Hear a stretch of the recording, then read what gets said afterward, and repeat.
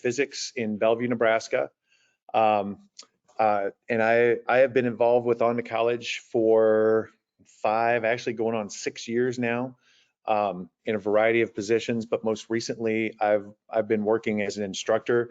I teach mostly ACT test prep, both small group and large group, including entire schools sometimes.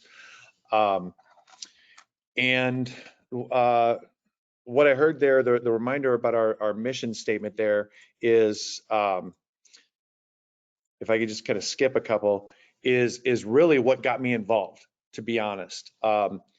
So just a little bit about me. So growing up, I grew up in a single parent family. My mom raised two of us on a secretary's salary. For some reason along the way, I decided I wanted to go to college. At times, money was pretty tight though, as you can imagine. At times we were on food stamps. At times we were on free reduced lunch. Actually, most of the time I was in school. But early on, I decided I wanted to go to college because I wanted something different. But what I knew was that I was not going to be able to rely on my mom to be able to afford that herself. And so I personally was lucky enough to be in a high school that really emphasized what later, when I discovered OnToCollege, does, and that is they were strong believers in college going and college success, and they did things to help us do that. We had in my high school coming up, we had an entire room that was devoted to nothing but college and scholarship searches and applications. We had a secretary in that room that was her whole job, was to organize that information and help us find it. And so as a result, the long and short of it is despite my background, I did go to college. I graduated from college, and I did so, in my case, with almost no debt because of the scholarships I had.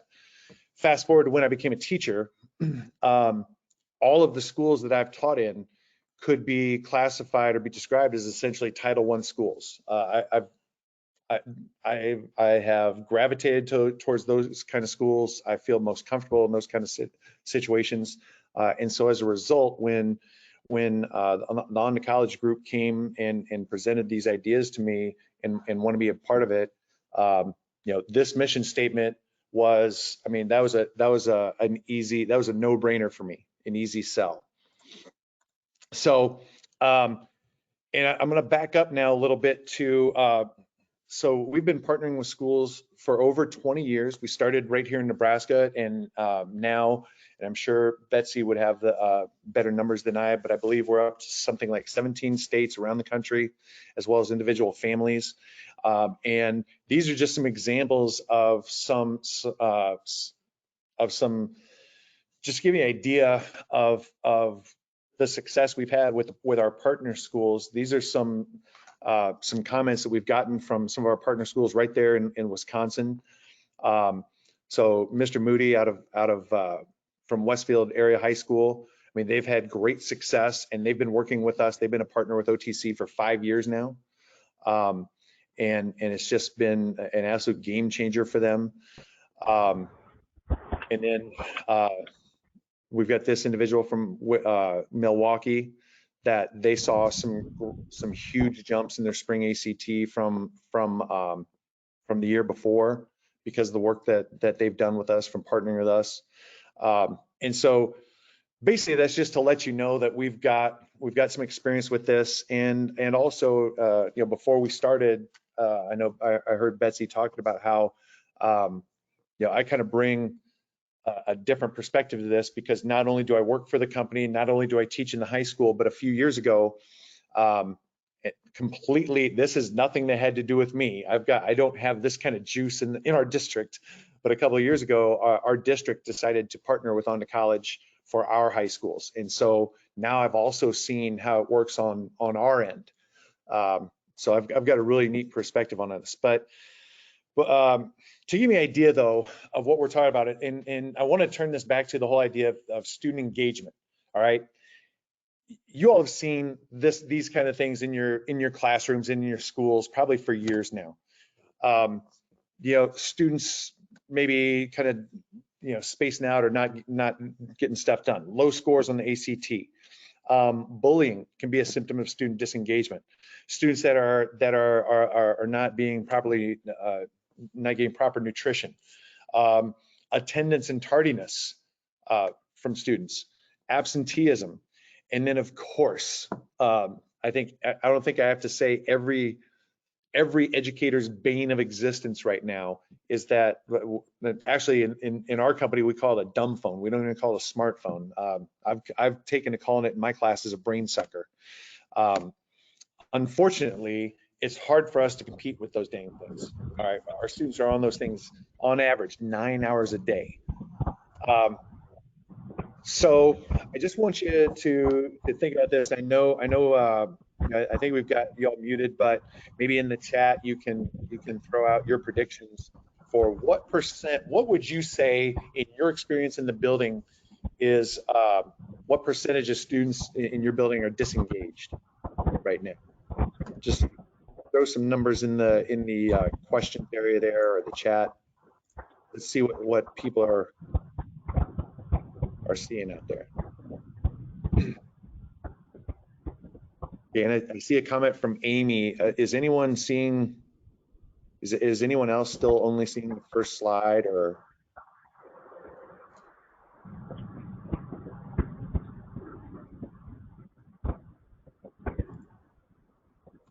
Hey Rob, I am seeing your. It looks like your PowerPoint window. It is on the first slide. Yes. Oh, it is still on the first slide. Okay. Let's see if we can fix that. Thank you. Oh, there you go. Now it just. Oops. So let's see if this does any better. And I apologize for that, everybody. Okay. So are we seeing hopefully you're seeing the survey slide now? Yes, we are. It for what it's worth, it's not in presentation mode. It is your PowerPoint window. Oh, okay. Not sure if that's purposeful or not. Yeah, let me.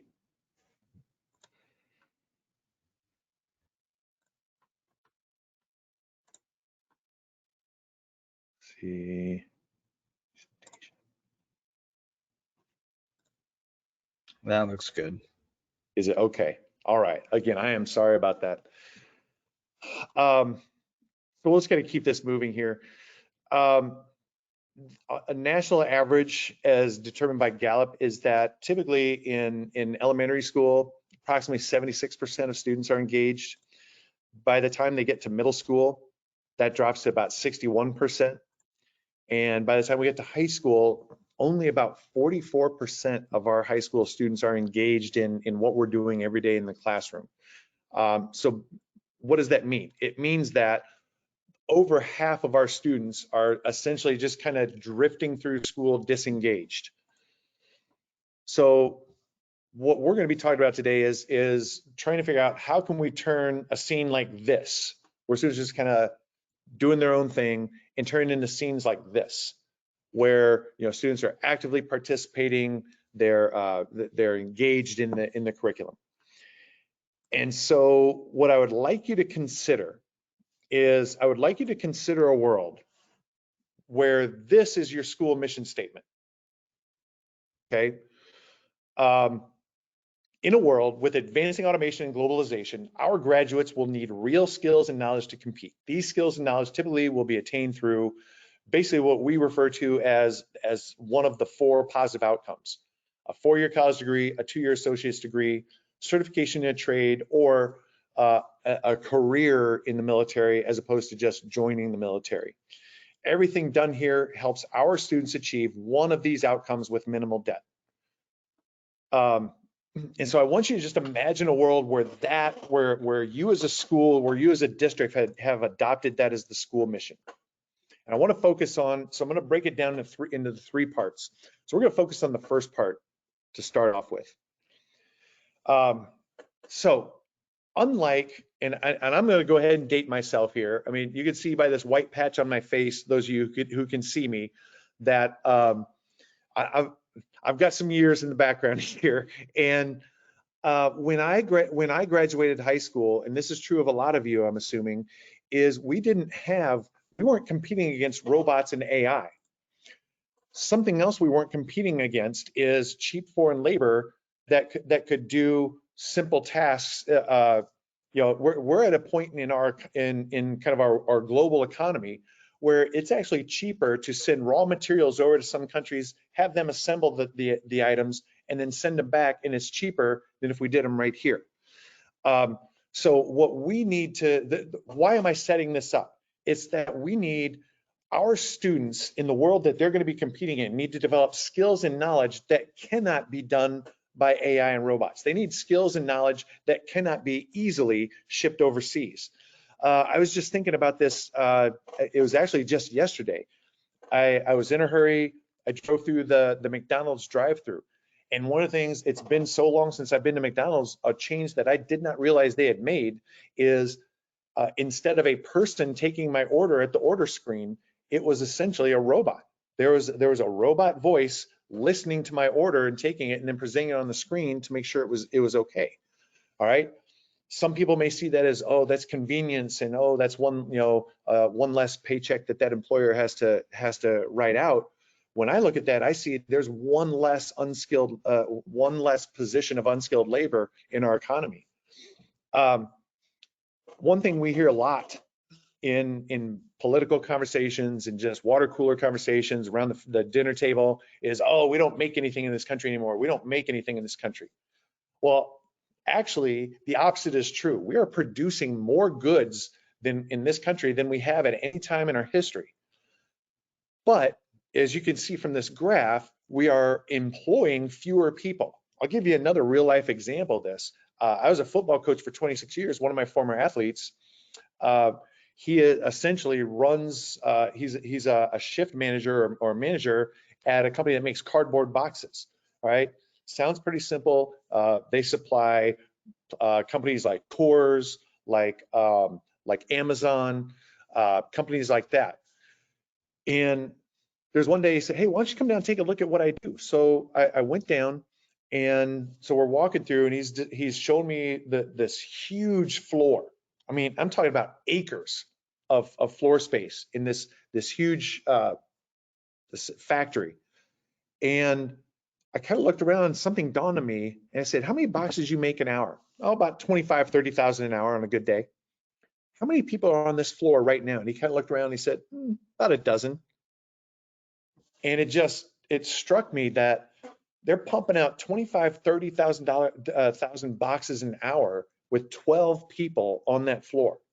All right. They don't need people that can fold and cut out cardboard anymore. The machines are doing that. They need people that can actually run those machines.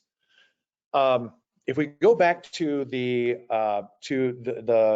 bubble that burst, the economic bubble that burst in 2008, we lost millions of jobs when that bubble burst. We actually, in the time since then, and I'm speaking pre-COVID bubble, in the time since then, we actually added more jobs to the economy than we had before the 2008 bubble.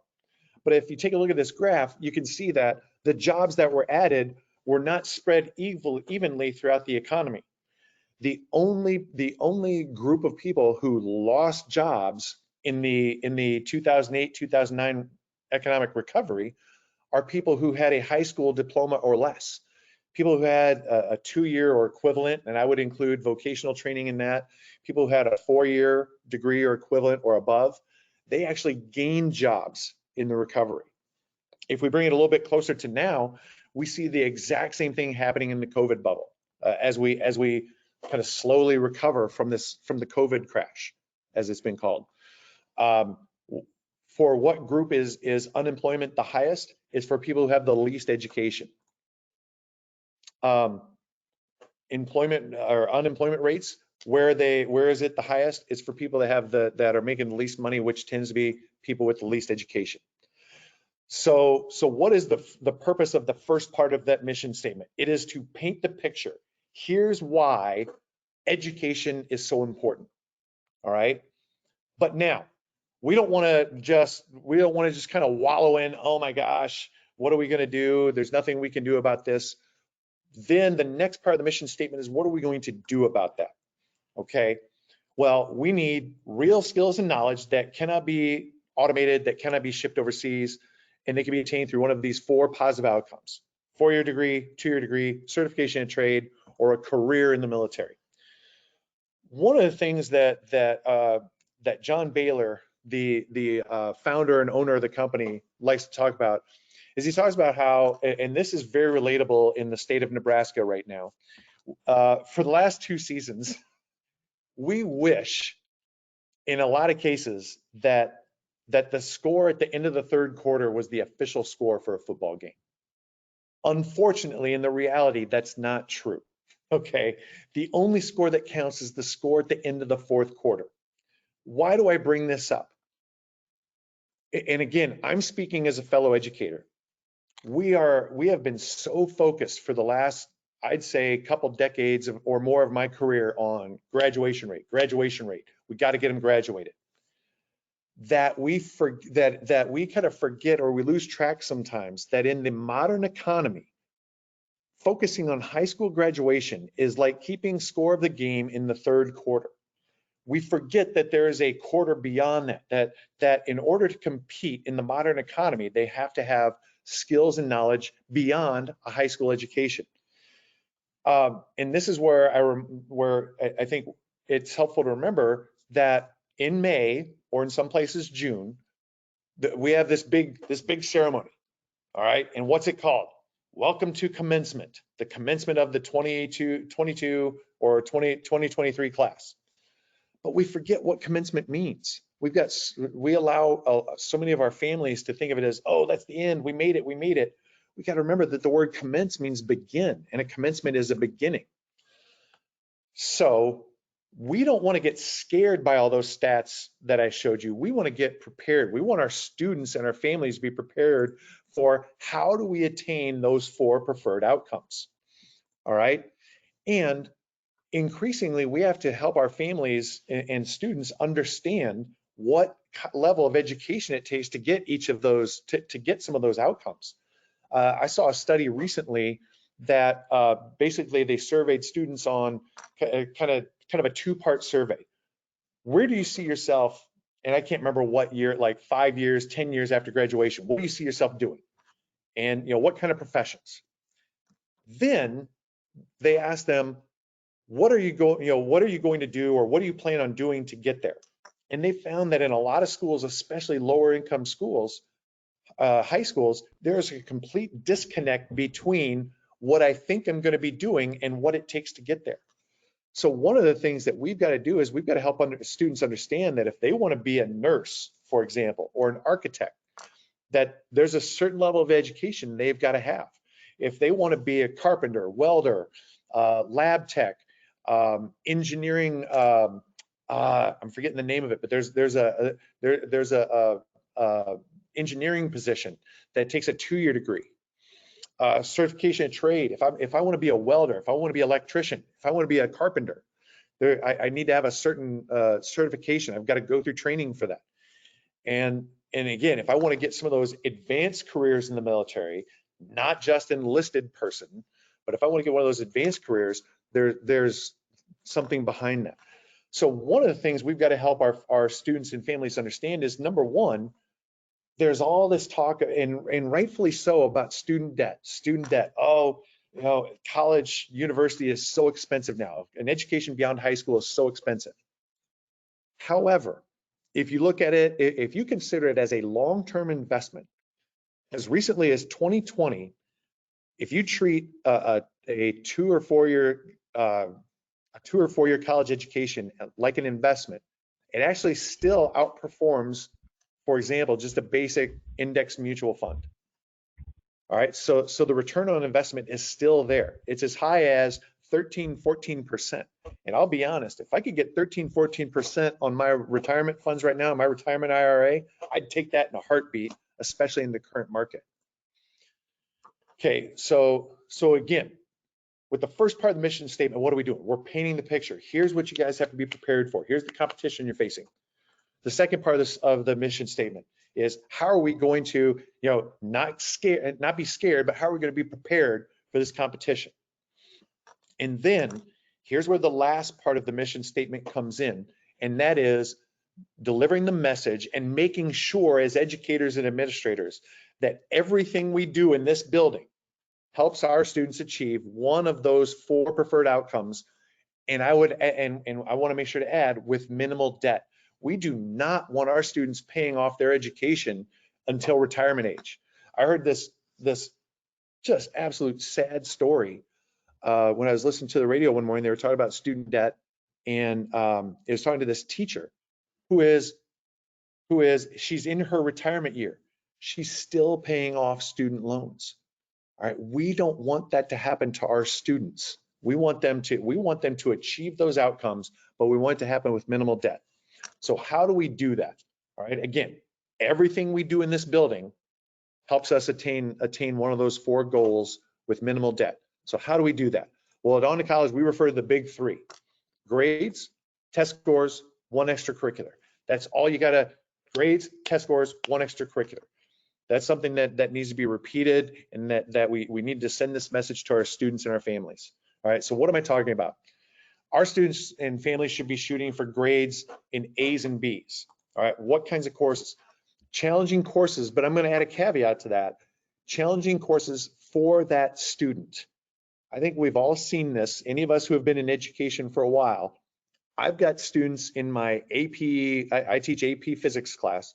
I've got students in my AP physics class that probably should not be there because they're just not prepared for it.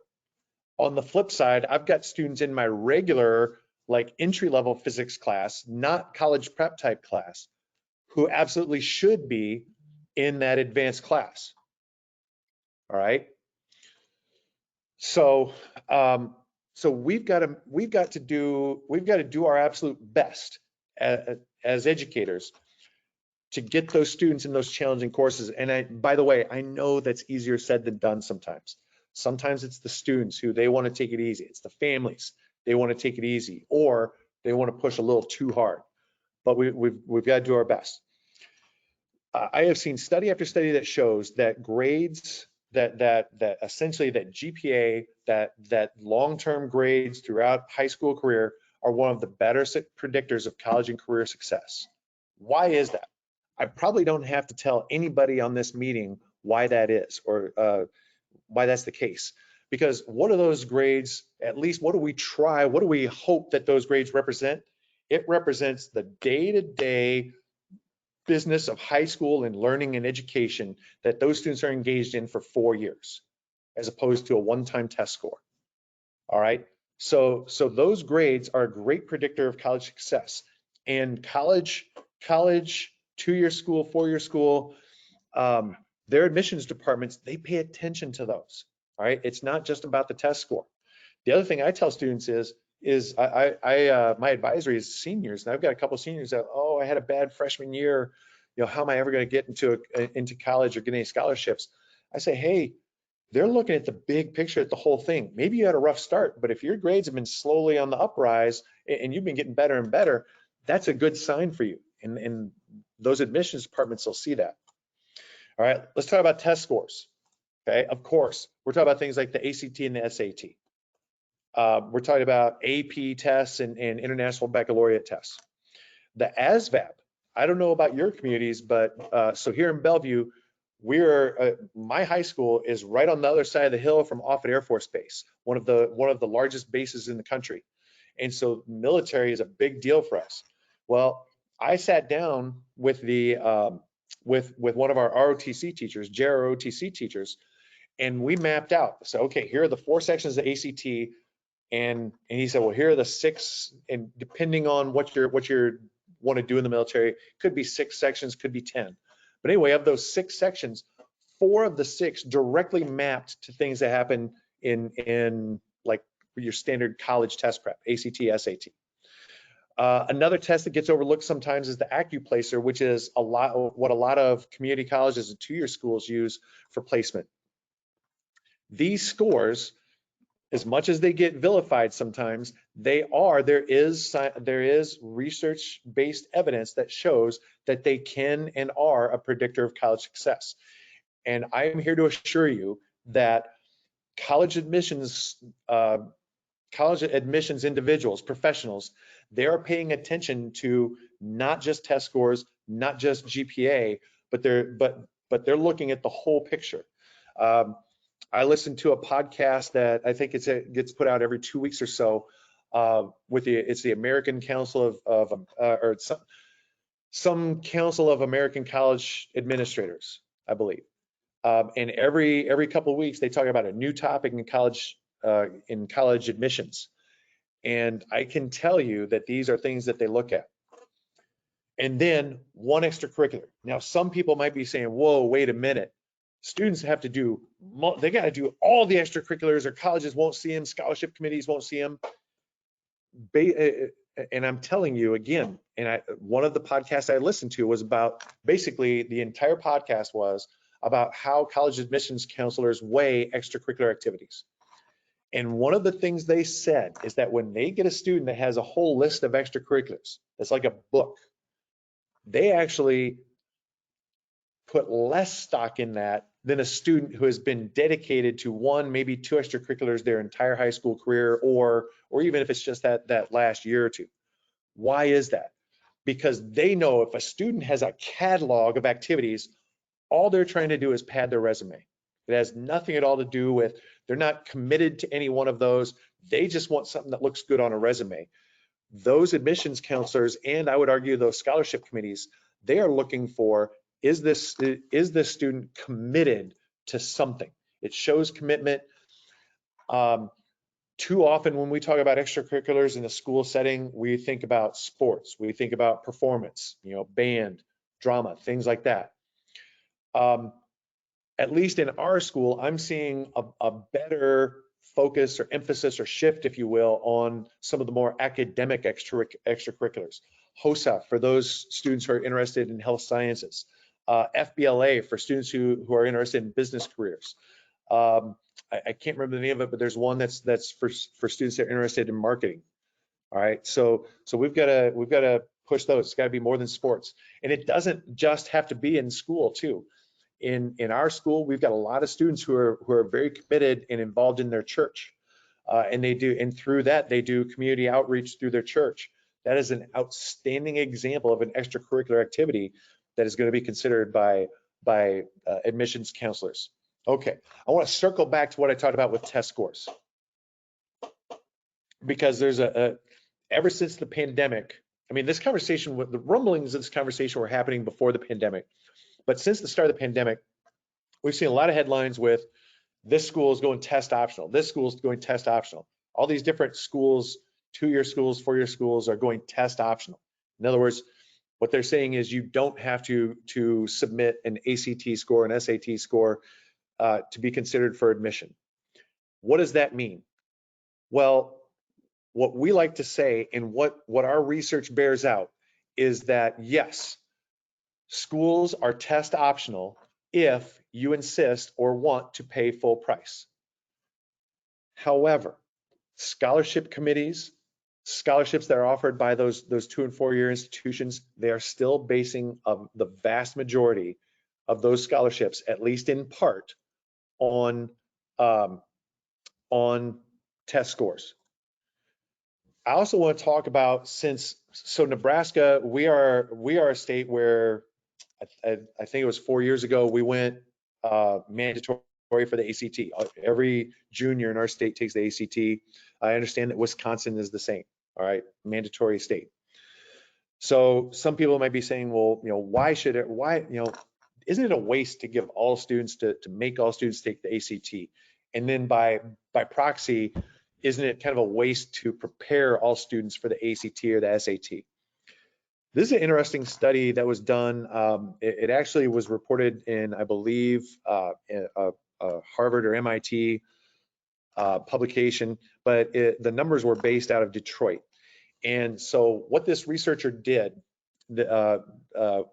Hyman, is he wanted to take a look at, what effect do these mandatory testing situations have on college? Do they have an effect on college going? Do they have an effect on college success? And he found out some interesting statistics. that compared to before the mandate, if you compare test taking before the mandate compared to after, in a mandated situation, he found that on average, for every 100 students who took the test and scored college ready without a mandate, they identified in a mandated school another 23 students who would not have taken the test otherwise, but score college ready. If you focus on low income students, it becomes an even bigger difference. For every 100 students, for every 100 low income students who would not have taken the test normally, they identified another 50 who were college capable and college prepared based on their test scores, on that ACT or SAT test score. And so then he dug a little bit deeper and did some longitudinal studies and found out that essentially what that does is that results in, I mean, unfortunately, not all of that extra 50 or 23 students are going on to pursue that college degree, but it did result in a bump of 6%. So basically the mandatory testing added 6% of students to pursuing a four-year college degree, and their success was almost the same as students who qualified, who attended college before it was test for all. All right, so the degree completion was at about the same rate. Now, some people might be tempted to say 6%, that's not a big difference. In a school where, like for our school, we've got 350, 400 juniors. I mean, you're talking about 18 to 24 individuals who would be making that jump that would not have considered it otherwise. That's essentially 20 to 25 lives that are changed just by having exposure to taking that college preparation or that college evaluation test, that ACT or that SAT. And the fact that many of them could potentially be from lower income families, maybe first generation families, that is a life-changing difference for those students. All right. So why would you want to include test scores and test preparation as part of that mission statement? Everything we do helps our students achieve this.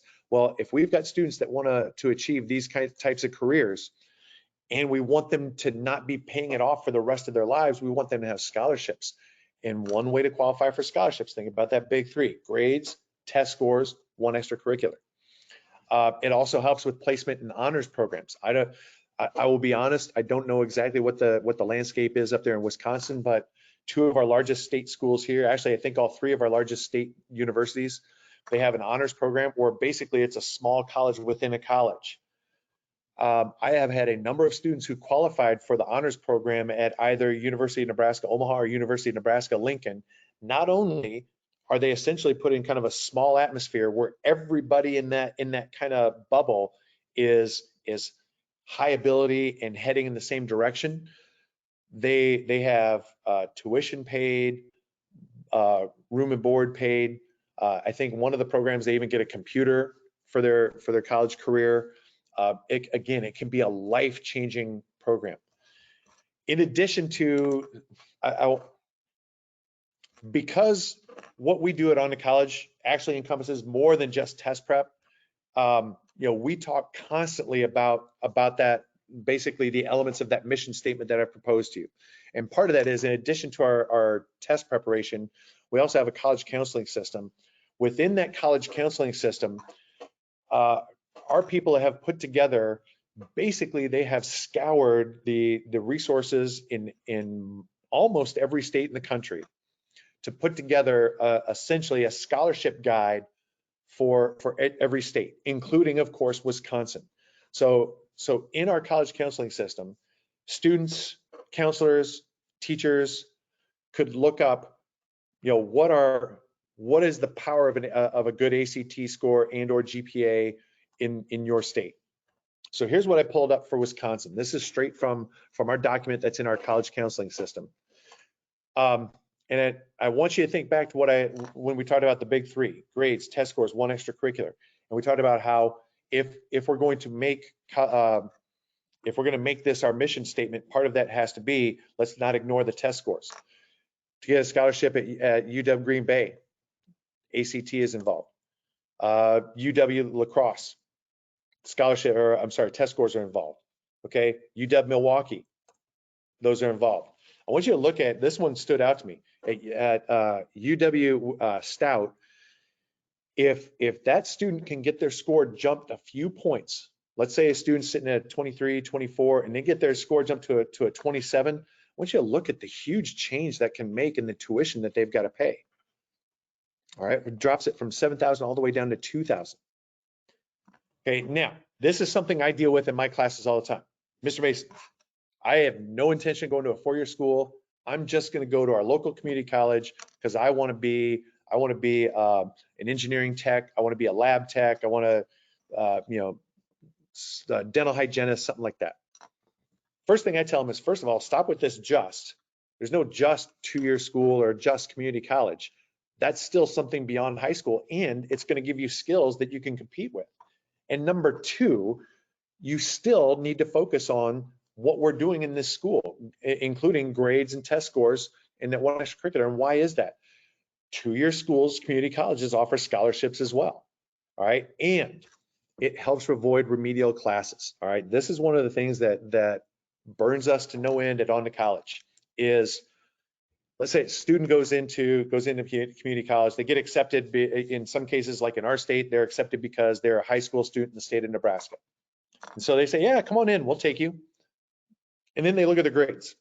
And let's say that student has, let's say they didn't perform so well in English. That's kind of a common, that is a class. I don't know about your schools, but here at our school, we struggle with that a little bit with getting students on board with their English class. Let's say they didn't get very good grades in high school now. So what the college says is, hey, you're accepted, but as a condition of your acceptance, you have to take a remedial English class. What's wrong with that? Number one, it costs more money. Number two, it takes up time in that student's schedule, and on average, studies show it extends the amount of time they have to spend at that school. Basically, it turns that two-year degree into a 2.5, maybe even a 3-year degree. And it costs money, but it doesn't count for college credit. They just have to take it. However, let's say that same student, maybe they didn't get stuff done in English class and perform to their ability, but they take the ACT or the SAT, and in the English or reading section, they actually outperform their grades. They get scores that are in the mid-20s. Well, what that tells that school, that two-year school, that community college, is it says, you know what, this student actually is capable of performing at this level. There are not too many community colleges that are going to be able to argue that you've got a 25 in the English section of the ACT, but we're still going to make you essentially retake high school English. So those grades and those test scores are still important for students who plan on going to a two-year school. For your state, this is the kind of thing that you're looking at. This is straight from our OnToCollege scholarship guide for the state of Wisconsin. And so I just screenshotted a few of them, but we've got an extensive list of all the two-year schools in the state and the scholarships that are available. All right, now this one, there's not as many scholarships that are tied directly to test scores, so that's why there's the data there is a little bit different. Here's another one I get all the time, both when I'm in my own school and when I'm presenting at other schools. You know what? I'm just going to be a welder. I'm just going to be an electrician or a plumber. I don't need, what do I care for grades? What do I care about test scores? That's what I'm going to do. Again, my first response is stop with the just. All right. There's electricians. I don't have to tell you guys, there's electricians out there making more than we make. Okay. There's welders. There are plumbers. They're making more than we make.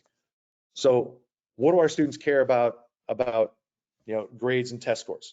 Well, first of all, if they're not paying attention in math class, then they're going to have problems passing the math skills test that are required for this training. One of my own colleagues, her son graduated a couple of years ago, and he wanted to be a carpenter. Outstanding. That is a job that's not going to be taken over by AI or shipped overseas. That's a great career. And it's something he loves to do. However, he struggled in math.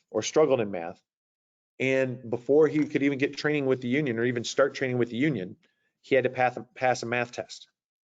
Okay, so why does the stuff that they do in school matter?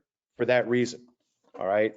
Another one of my former football players, he's a master plumber now, constantly complaining about students who don't know fractions, half-inch pipe versus a 3-inch pipe. They don't know angles. All right, because they didn't pay attention in school, because they're like, we don't need this.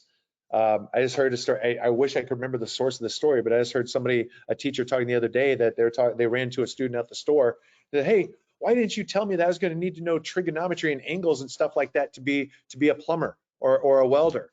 And they're like, I tried. I told you that for a couple of years. Communication skills, those are things that are tested. And then, of course, test taking skills. The thing I tell students, if you think that the ACT or the SAT or ASVAB is going to be the last standardized test you ever take in your life, you got another thing coming. I remind them that to be a teacher, I had to pass a standardized test. Military career, how can all this stuff help? Grades and test scores and all that? Well, to reach past just enlisted status, to get to some of those other jobs, I've had Navy officers come in and talk to my classes about what it takes to be a nuclear engineer in the Navy. You have to get certain scores on the ASVAB. You've got to. They actually push now on in the military education once you get in. And then one of the things we like to sell students on is, if you plan on being a career military person, go to a 4-year school and get in the ROTC program. Number one, you're going to get scholarships to pay for the schooling. Number two, and I'm not going to say more importantly, but as importantly, is when they graduate and enter the military, they graduate or they enter the military at a higher level. Basically, they enter the military into above enlisted status, which includes the privileges and the pay that goes with it. So that's an outstanding program for those students.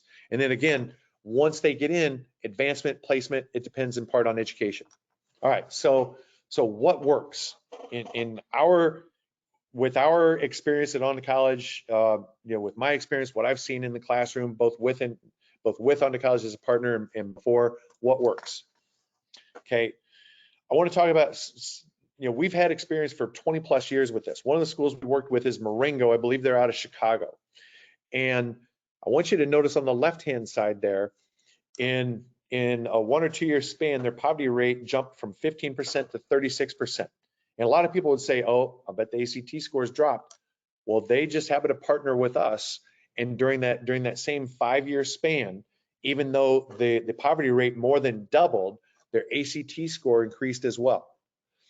All right, and that was, and by the way, that was with that was with 100% taking the ACT. So it's not like they're just picking the cream of the crop to take the test. This was mandatory testing. All right, same school, you can see what their score jumps were over that time period. Okay, so how does this happen? Well, one of the reasons why on OnToCollege we don't just do test prep. In our test preparation lessons, the idea of what our students are preparing for and competing for is woven throughout. We have to make it relevant to our student. What they're doing in your classrooms every single day matters. Their GPA matters. Their test scores matter. All right, that math, the English skills, the science skills, those all matter to those kind of to one of those 4 preferred outcomes. And so we've got to remind them on a regular basis. My students get tired of me talking about this almost daily. I actually start every class period. What are you doing to prepare yourself for one of those 4 outcomes every single day? Are you looking ahead? Do you know what you need to get turned in? Do you know what tests and quizzes are coming up? Are you preparing for those?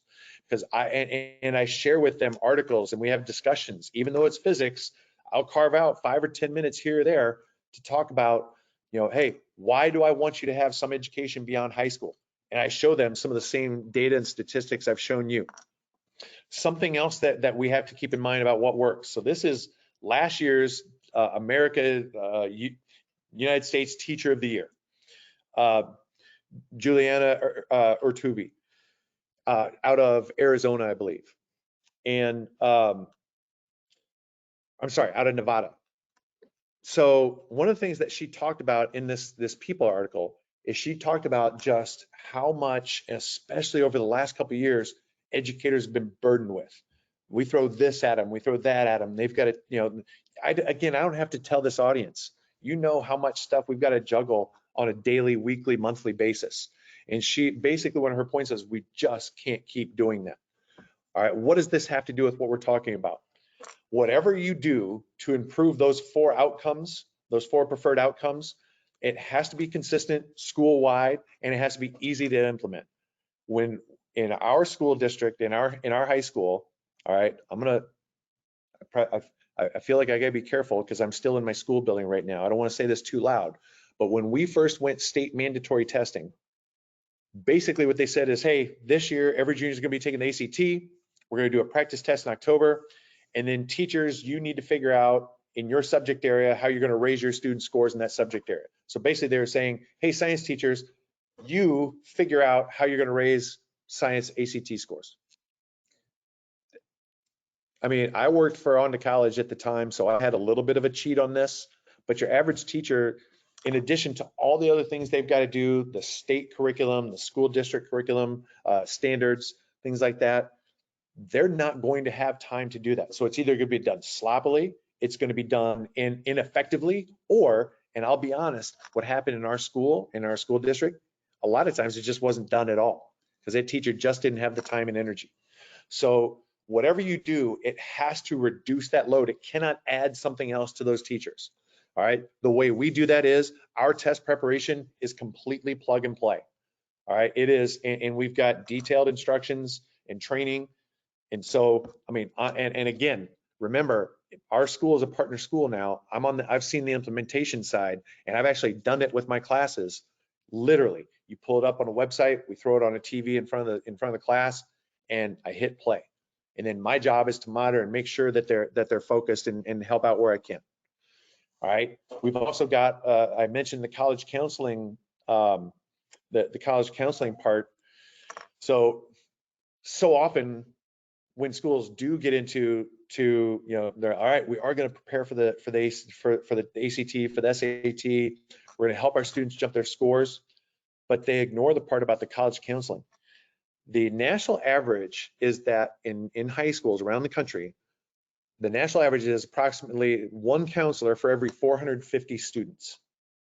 There is no way that poor counselor, in addition to dealing with whatever emotional issues, school schedule issues, there's no way that they're going to be able to provide detailed college and career counseling for every one of those 450 students. So that's a piece of the puzzle that needs to be a part of that. How are you going to do that without burdening those counselors? And this is, again, the college counseling is something that can be done school-wide. It can be implemented in an advisory. All right, so again, it's got to be school-wide. The term I use is echo chamber. It's got to be this giant echo chamber that your high school graduation is not the end, it's not the last stop, it's just another step. All right, that high school diploma. All right, I'm going to my science roots here. I'm using a graduated cylinder. Okay, we talk about high school graduation. Well, why is it called a graduated cylinder? Because there's steps. All right, one leads to the other. We want high school to be a part of that graduation process. It's got to be, we've got to convince our students, or at least send the message to our students and families on a regular basis. It's a starting line, not a finish line. We've got to make it an echo chamber. If you decide to adopt that mission statement, it's got to be something that's just embedded, that's woven into your practices, that's woven into your messaging as a staff.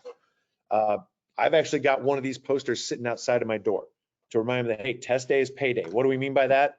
Scholarship money. I give them examples. I've got former students. I've got one former student who is attending college tuition free, $5,500 a year, because she really focused on the ACT prep. She jumped her score a couple points, and as a result, zero tuition for 4 years. We've got these posters hanging at different places around our school. All right, where do we want our high school students to be? We don't want them to stop at a high school degree, 4-year degree, 2-year degree, certification. All right, grades and test scores are the best paying job a student can have in high school. There's no part-time job If I go back to that young lady that I referenced, that scholarship, $5,500 times 4 years, that's $22,000. There's no way she's making $22,000 as a part-time job during high school. All right, and then one of our big things is we really focus on the English section of the ACT, and we developed a kind of our catchphrase is hammer the grammar. The kids really get into. We need to make sure that our families and students are aware of different resources that can help them achieve one of those 4 preferred goals. All right, we've got to push. October 1st is coming up. We got to make sure our families understand that that's when they should start filling out that FAFSA. I encourage you to look into it. There's a website called Raise Me that students can use to earn what are called micro scholarships, pretty much from the time they're freshmen to the time they're seniors. Tuition Fit, outstanding website for students who get a scholarship letter. And it's got to be engaging. All right, one of the reasons why our company has had so much success is that the instructor that does all of our videos, John Baylor, he is an entertainer at heart. He is I would say he is a frustrated actor who failed up, if you will. He is very entertaining. We get kids all the time. I've got kids in my classes that can do a spot-on impersonation of him because he's got a unique personality and unique catchphrases. There was after a volleyball game just a couple weeks ago, Nebraska played Creighton, and some of us from the company met at this little bar and grill. And it took John, the guy you see on the screen there, no less than 20 minutes to work his way through the bar because he kept getting stopped by high school students who wanted to get pictures with him because of the work that they've done in their own schools with the test prep. And you have to make it measurable. I showed you that picture of the Marengo. That's actually a poster that they had outside their office. We've got a poster similar to this hanging outside our counselor's office. All right, you're showing the students what they're going for. I would encourage every school and every school district to pay, I think it's something like $600 or $700 a year to join the National Student Clearinghouse. Don't just talk about getting your students to that next level. Talk about, or actually what the Student Clearinghouse does is it measures for each school how many of their students not just attended 2-year or 4-year school, but also what percentage of their students graduate from those. A lot of labor unions in your community will report back to you if you ask them for the data. Say, hey, how many of our students from our school or our district entered your program and how many successfully completed it? You can get that measurable data, but it's got to be more than just this is what we think or guessing. For years, we went off of self-reporting from our seniors, and we just did not get good data from them. All right. So in closing, I just want to come back to that mission, and I hope that you can see that if you adopt a mission statement personally, I'll admit this is not our school mission statement, it's not our district mission statement, but this is part of my personal mission statement in my classes. If you do that, I think you will get results, and you'll get it's never going to be perfect, but you'll get more student buy-in as far as what you're doing in school every day and how it's going to positively affect their outcomes in the years to come. So I'm going to stop there because I know, just like me, you folks have had a long school day. I am going to, if anyone's got questions for me or Betsy or anything, I guess the other thing I want to make sure to show is I'll leave this up here. I don't know if her microphone's working yet, but Betsy is planning on holding a webinar next Tuesday at 9:30 a.m. She'll send that information out to you, or you can use that QR code and fill out the information there, and Betsy will be in touch with you to set up, basically to find out what we can do even more specifically at OnToCollege to help your students reach one of those 4 chosen outcomes. So with that, thanks, and if anyone's got any questions, I'm happy to discuss.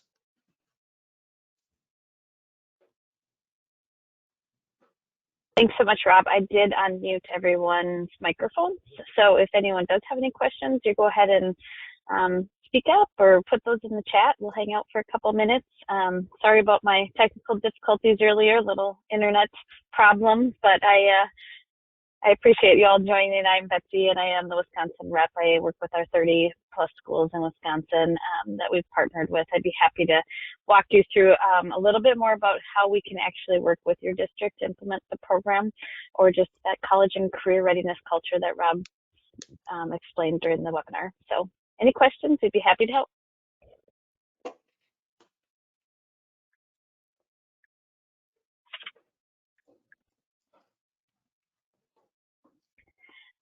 And while you're getting up the courage to ask those questions, I will just say that I will follow up with an email to all of you with the PowerPoint as well as some additional information that might be of interest to you. Thanks so much for joining. If you decide to drop off, we appreciate your time. All right. Thanks, everybody. Have a good rest of the school year. Thank you. Thanks, Rob. Take Thanks, care. Betsy. Appreciate it. Yeah, take care.